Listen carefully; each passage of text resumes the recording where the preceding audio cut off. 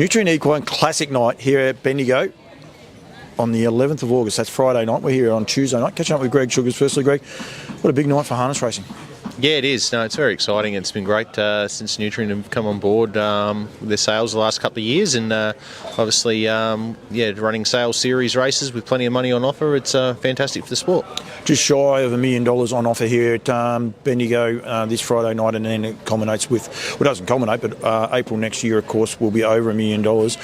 I mean, there's a lot of negative press. We need this positive press, and to have it here at Bendigo, my hometown, is good, but it's a very, very fair, open track as well. Yeah, it is. No, it's a terrific race track. It's always prepared well. It's one of the fastest tracks we have in Victoria. The horses run great time, and they handle it really well. And I'm sure when they get these meetings where good horses are assembled right across the card, it makes for exciting racing. You've been to a lot of good carnivals and good cards and that. Do you look forward to them? Like when do you change your mindset that little bit?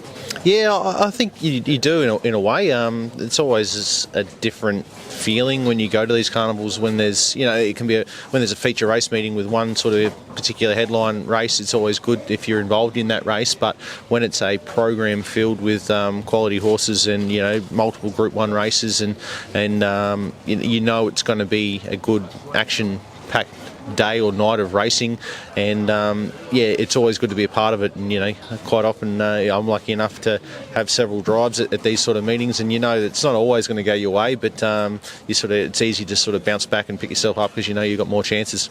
Absolutely right. We'll quickly go through them. You missed out in the first. Even the bride didn't put you on one. Yeah, that's right. No, I missed out on that one, but we've got plenty of others to keep up. Right, race two. We'll go back through them in numerical order. Who have we got in race two? Because he can see who's. Oh, she's Ruby Roo. Naughty girl at the start. Got the job done though on the line. Looks like she's real trier. Can you, I suppose, fix her manners?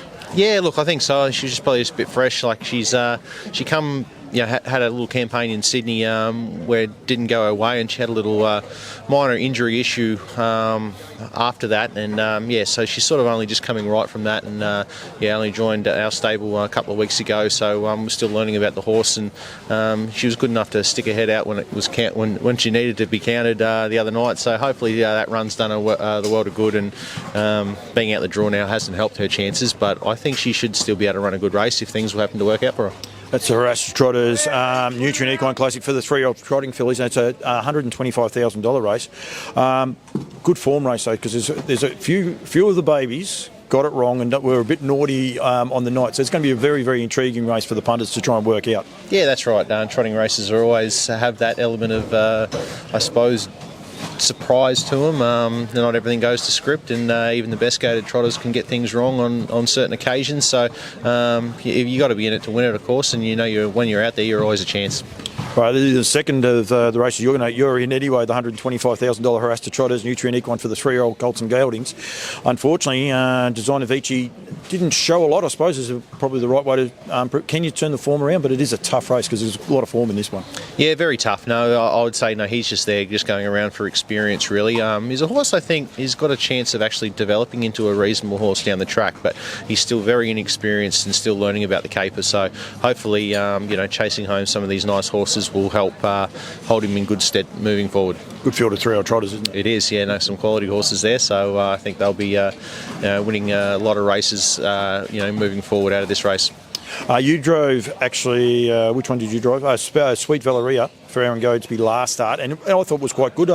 Probably may have held on for second, I thought, but takes a different turn this race with Luxa Turner coming into the race, but very professional horse for Aaron Goadsby. Yeah, that's right. No, did a pretty good job up there. Just obviously short of the mark on a couple of these horses in this race, but would have been nice to have drawn close to the fence, but I just have to give it as soft a run as possible, and hopefully we can run into the minor money.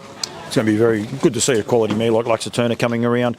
Joel Watson with the Woodlands Nutrient Equine Sales Classic. Joel experienced success last year. I know he's coming this year, which is really, really good. Puts his money puts his money in his pocket and forks out. He's got 2 in the race. Is it the other filly in it? Yes, she is. Yes. She drew the car park as well.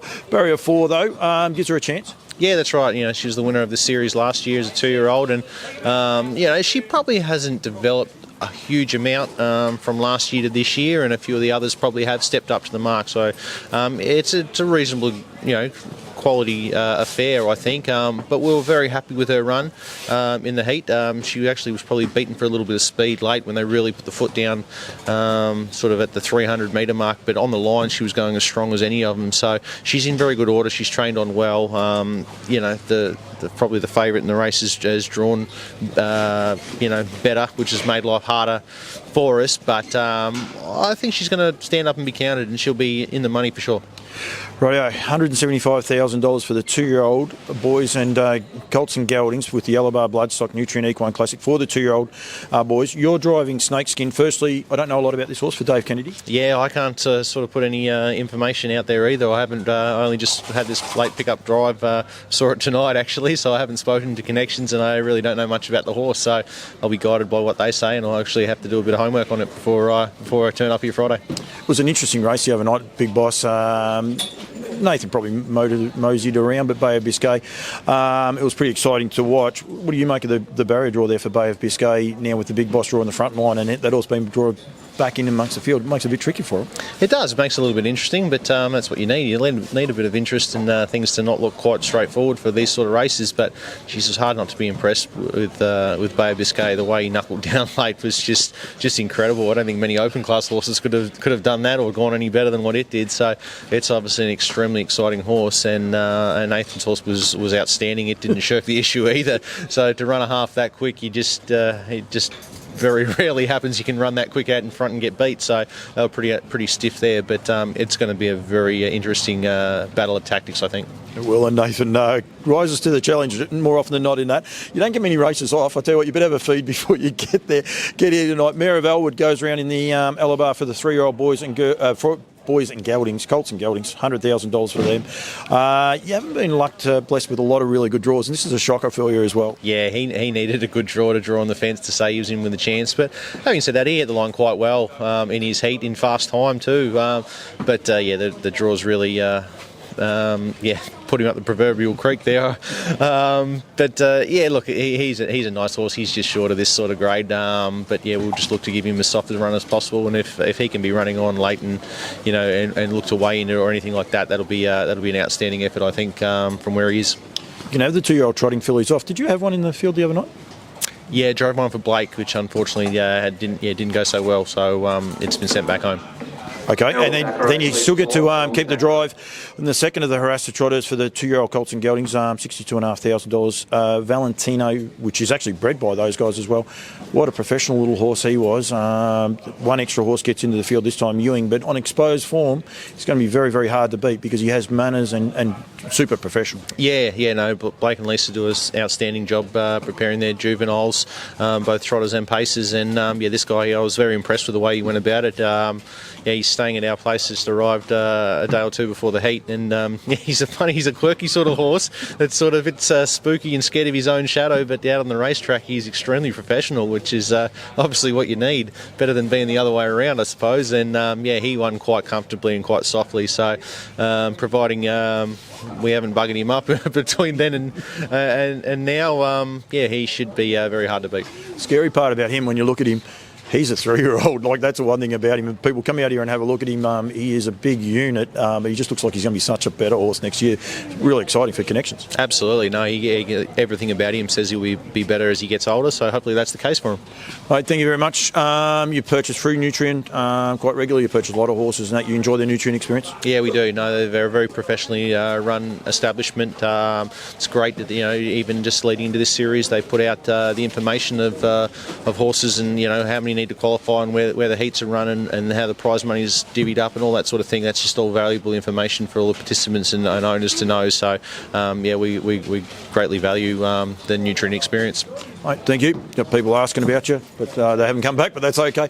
Mate, thank you. Through the camera in front of you, I asked you for a quick chat. You're always great with your time, so I really do appreciate it. Look forward to seeing you Friday night. If I'm interviewing you, it means you've won quite a few races, mate, so thank you very much for joining me. Hope so, Polly. Thanks.